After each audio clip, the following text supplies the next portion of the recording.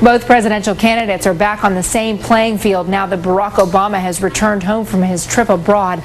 John McCain is in California today, raising money for his campaign and talking about energy.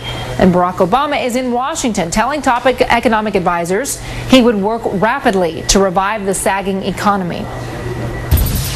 In the long run, we can't have a thriving Wall Street if we don't have a thriving Main Street. When wages are flat, prices are rising, and more Americans are mired in debt, then the economy as a whole suffers.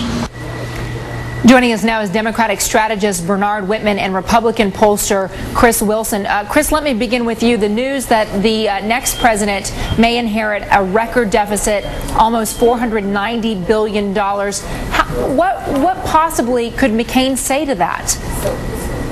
Well, he's got to address an economic plan. I think this week is really important for the McCain campaign to regain the agenda focus on what he believes, what he wants to do for the economy. And I think the perfect thing for McCain to do here is draw a contrast between what he believes and what Barack Obama believes, which is if you take Obama's plan, which is increasing taxes, McCain wants to keep the tax cuts in place. And those are key distinctions, because the last thing in the world the economy needs right now is a tax increase. Even if it's just letting tax cuts expire, for most Americans that'll be a tax increase, and that's the wrong way to approach the challenges we're having right now with the economy. You know, it's interesting too, the Bush administration source who predicts this record deficit is blaming the sagging economy and these stimulus payments made to 130 million households. But that new figure underestimates the deficit, leaving out about $80 billion in war costs. Bernard, what does that mean for Obama? Well, there's no doubt that the economy is the most important issue in this campaign. And Barack Obama leads John McCain on the economy by 19 points. And I'll tell you why. Because Barack Obama has a plan. He has a plan to help out working families and women, which is being rolled out today. He has a plan to extend tax relief to the middle class and small businesses.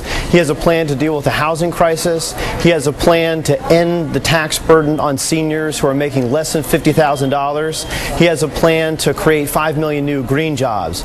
And the best John McCain can come up with in response is tax breaks to the wealthy and a summer gas tax holiday, which is going to save most Americans about $30. You know, it's funny that you bring up those tax breaks for the wealthy, because it's also the same thing that Obama's getting criticism for saying that he's willing to raise taxes on people who make more than $250,000 a year. Chris, when you come down to it, most people who live in this country don't make that much money. Even if families who are making that much money do, I mean, they may not feel wealthy, but the rest of the country sees in that. How is that a winning combination? Well, I think the difference between the McCain and the Obama plans here are real simple in the fact that McCain's trying to encourage investment, encourage spending in the economy, and by giving people more of what they earn back in the form of tax cuts. The Obama plan, and Bernard has a nice definition for it, but I would go a little bit further to say when you're raising taxes on the people who are making the investments in the economy, what you're doing is you're going to hurt the economy overall. You're going to cost the American jobs, you're going to cost investment in the economy.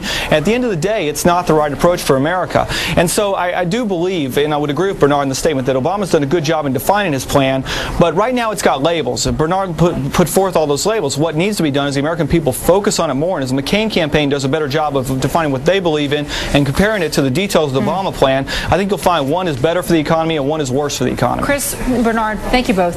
Thank you.